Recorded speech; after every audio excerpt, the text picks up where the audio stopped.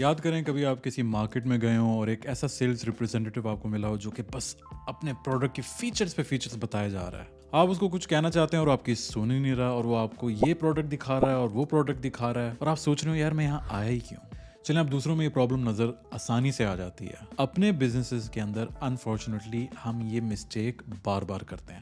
وہ کیسے؟ Let me give you an example from my own experience. ایک company نے ہم سے ویب سائٹ بنوانی تھی اور ہم جا کے ان کی پہلی میٹنگ میں گئے اور وہاں پہ مینیجر بیٹھا ہوا ہے. اس کی سننے کے بجائے ہم جناب پریزنٹیشن پہ پریزنٹیشن دے رہے ہیں. اسٹارٹ میں تھوڑی سی ہم نے اس کی سن لی بات, لیکن اصل جو اس کی ریزن تھی ویب سائٹ بنوانے کی وہ ہم نے پوچھی ہی نہیں.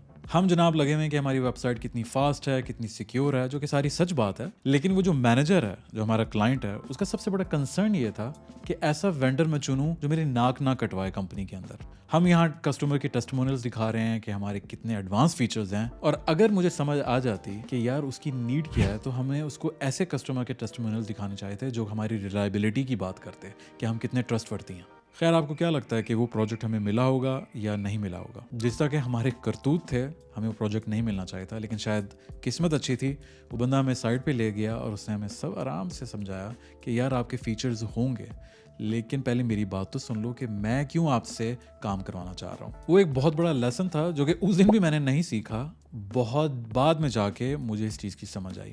وہ یہ کہ آپ کی پروڈکٹ یا سروس میں بہت سارے فیچرز ہوں گے, نو ڈاؤٹ اباؤٹ اٹ, لیکن ہر بندہ ڈفرینٹ ریزن کی وجہ سے آپ کے پاس آ رہا ہوتا ہے. آپ کا کام ایز اے سیلس پرسن یہ ہے کہ اس ریزن, وہ جو نیڈ ہے اس کو سمجھنا, اور پھر اپنے پروڈکٹ میں سے دیکھنا کہ وہ کون سے فیچرز ہیں یا وہ کون سی کوالٹیز آپ کے اندر ہیں جو اس نیڈ کو فلفل کر سکتی ہیں. کیونکہ نہ اگلے بندے کے پاس ٹائم ہے کہ وہ آپ کی اتنی ساری باتیں سنیں, اور نہ اتنا اٹینشن ہے کہ وہ فوکس کر پائے.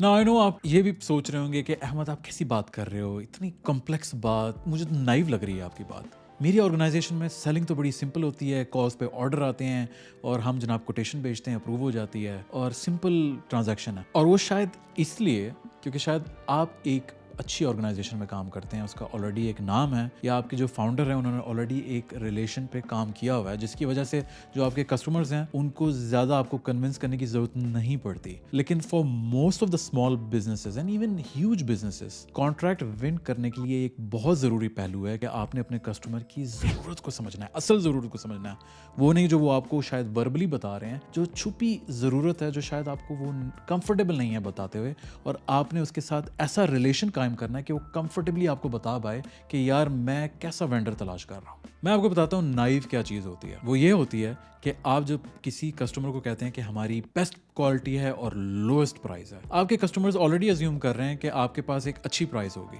مطلب یہ بات کہنا اس طرح ہے کہ آپ نے آن لائن اسٹور کھولا اور لوگ پرچیز کر رہے ہیں اور آپ ان کو لکھ کر دے رہے ہیں کہ ہم آپ کو گھر تک بھی چیز پہنچائیں گے. اوبویسلی میں آپ سے آن لائن خرید رہا ہوں, آپ مجھے گھر تک چیز پہنچاؤ گے.